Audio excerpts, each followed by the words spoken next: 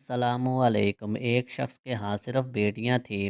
ہر مرتبہ اس کو امید ہوتی کہ اب تو بیٹا پیدا ہوگا، مگر ہر بار بیٹی ہی پیدا ہوتی۔ اس طرح اس کے ہاں یکے بعد دیگرے 6 بیٹیاں ہو گئی۔ اس کی بیوی کے ہاں پھر ولادت متوقع تھی۔ وہ ڈر رہا تھا کہ کہیں پھر لڑکی پیدا نہ ہو جائے۔ شیطان نے اس کو بہکایا، چنانچہ اس نے ارادہ کر لیا کہ اب بھی لڑکی پیدا ہوئی تو وہ اپنی بیوی کو طلاق دے دے گا۔ اس کی نادانی پر غور کریں، بھلا اس میں بیوی کا کیا قصور؟ رات کو سویا تو اس نے عجیب و غریب خواب دیکھا۔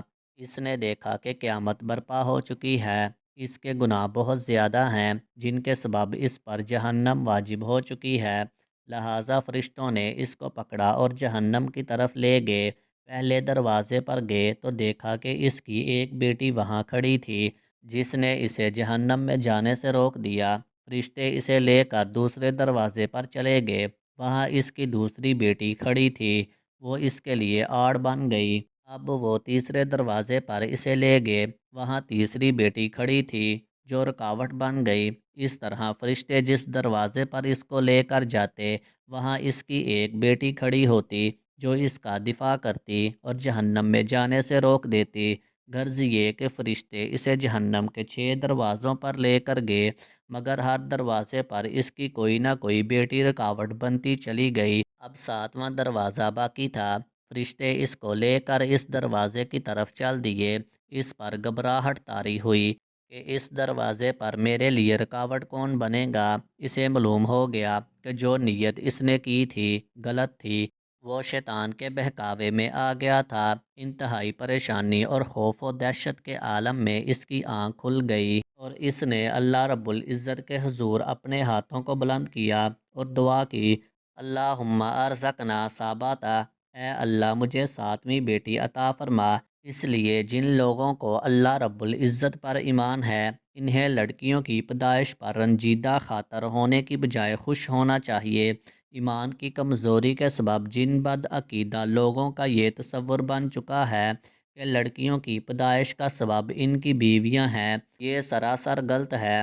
اس میں بیویوں کا یا خود ان کا کوئی عمل دخل نہیں، بلکہ میاں بیوی تو صرف ایک ذریعہ ہیں۔ پیدا کرنے والی ہستی تو صرف اللہ وحدہ لا شریک ہے۔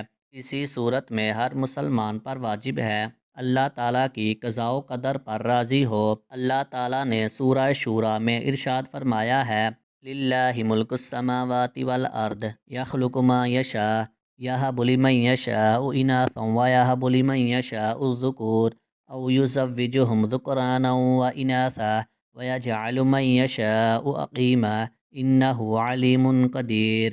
ترجمہ: آسمانوں کی اور زمین کی سلطنت اللہ تعالیٰ ہی کے لیے ہے۔ وہ جو چاہتا ہے پیدا کرتا ہے، جس کو چاہتا ہے بیٹیاں دیتا ہے اور جسے چاہتا ہے بیٹے دیتا ہے، یا پھر لڑکے اور لڑکیاں ملا جلا کر دیتا ہے اور جسے چاہتا ہے بانچ کر دیتا ہے۔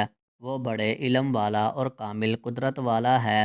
احادیث مبارکہ نبی کریم صلی اللہ علیہ وآلہ وسلم نے ارشاد فرمایا، جس کی 3 بیٹیاں ہوئی اور اس نے اس کی صحیح کفالت کی، اچھی تربیت کی اور ان کا صحیح جگہ نکاح کر دیا، میں محمد صلی اللہ علیہ وآلہ وسلم اس کے لیے جنت کی بشارت دیتا ہوں۔ اور آپ نے یہ بھی فرمایا کہ یہ بیٹیاں اپنے والدین اور جہنم کے درمیان آڑ بن جائیں گی۔